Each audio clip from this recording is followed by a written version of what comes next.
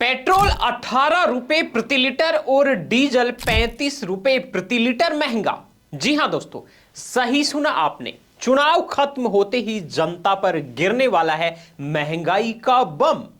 Petrol और diesel की कीमतों को लेकर एक ऐसी खबर सामने आ रही है जिसने आम आदमी की रातों की नींद उड़ा दी है। क्या आप जानते हैं कि आने वाले कुछ ही दिनों में आपकी जेब पर 18 रुपए से लेकर 35 रुपए प्रति लीटर का अतिरिक्त पेट्रोल और डीजल का बोझ पड़ने वाला है। जी हां, बिल्कुल सही सुना आपने। एक तरफ जहां कच्चा तेल यानी क्रूड ऑयल अंतरराष्ट्रीय बाजार में लगातार महंगा होता जा रहा है, वहीं दूसरी तरफ भारत में पेट्रोल डीजल की कीमतें फिलहाल एक जगह थमी हुई हैं। लेकिन आपको बता दें कि यह राहत सिर्फ एक चुनावी खामोशी थी।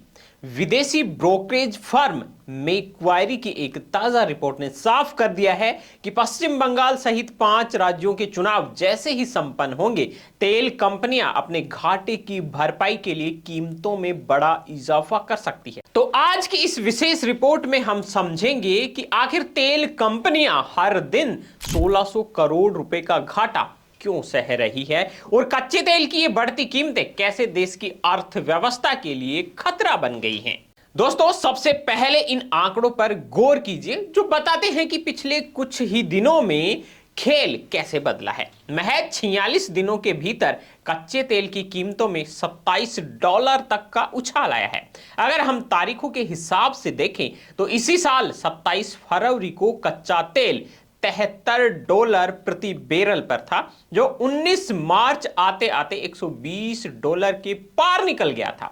हालांकि वर्तमान में यह $100 के आसपास बना हुआ है, लेकिन $100 का स्तर भी भारत जैसी अर्थव्यवस्था के लिए बेहद चुनौतीपूर्ण है। विशेषज्ञों का कहना है कि अंतरराष्ट्रीय बाजार में हर $10 की बढ़त का सीधा मतलब है कि तेल कंपनियों को प्रति लीटर ₹6 का अतिरिक्त नुकसान उठाना पड़ता है। अब सवाल यह है कि क्या सरकार या कंपनियां इस बोझ को हमेशा के लिए उठा सकती है? इसका जवाब है नहीं। आपको जानकर हैरानी होगी कि तेल कंपनियां फिलहाल प्रति लीटर पेट्रोल पर 18 रुपए और डीजल पर 35 रुपए का भारी घाटा झेल रही हैं। पिछले महीने के पीक सीजन में तो यह नुकसान हर दिन 2400 करोड़ रुपए तक पहुंच गया था। हालांकि सरकार ने एक्साइज ड्यूटी में 10 रुपए की कटौती करके कुछ राहत देने की कोशिश जरूर की थी, जिससे कंपनियों का दैनिक घाटा कम होकर 1600 करोड़ रुपए रह गया। लेकिन समस्या अभी भी जस की तस बनी हुई है। सच तो यह है कि अगर सरकार आज पूरी की पूरी एक्साइज ड्यूटी भी हटा दे, तब भी मौजूदा अंतरराष्ट्रीय कीमतों के हिसाब से तेल कंपनियों का घाटा पूरी तरह से खत्म नहीं होगा।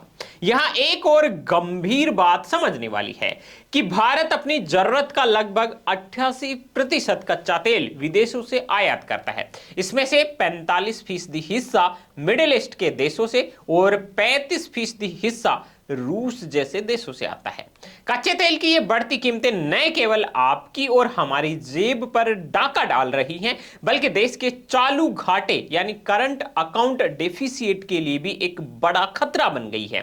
अनुमान लगाया जा रहा है कि 2026 की पहली तिमाही तक यह घाटा बढ़कर $20 अरब तक पहुंच सकता है, जो अर्थव्यवस्था की मजबूती के लिए कतई अच्छे संकेत नहीं है। अगर आपको लगता है कि यह संकट सिर्फ भारत में है, तो आपको वैश्विक स्थिति भी जान लेनी चाहिए। अमेरिका जैसे विकसित देश में पेट्रोल की औसत कीमतें अगस्त 2022 के बाद पहली बार $4 प्रति गैलन के ऊपर निकल गई। इतना ही नहीं, हमारे पड़ोसी देश पाकिस्तान, नेपाल और श्रीलंका भी तेल की कीमतों में भारी इजाफा कर चुके हैं। अब भारत में सबकी नजरें हैं 5 राज्यों के चुनावी नतीजों पर टिकी हुई है, क्योंकि कंपनियों के पास अब और अधिक घाटा सहने की गुंजाइश ही नहीं बची है।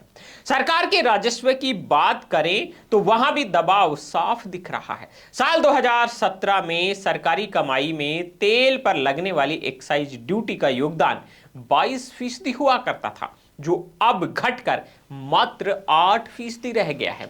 ऐसे में साफ है कि आने वाले समय में महंगाई का एक बड़ा झटका लगना लगभग तय है।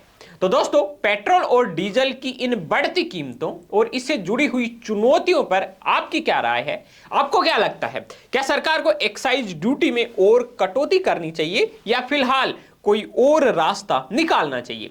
हमें कमेंट में अपनी राय जरूर दें। अगर आपको यह जानकारी महत्वपूर्ण लगी है तो इस वीडियो को कर दीजिए लाइक, अपने दोस्तों परिवार वालों के साथ में इस वीडियो को जरूर शेयर करें।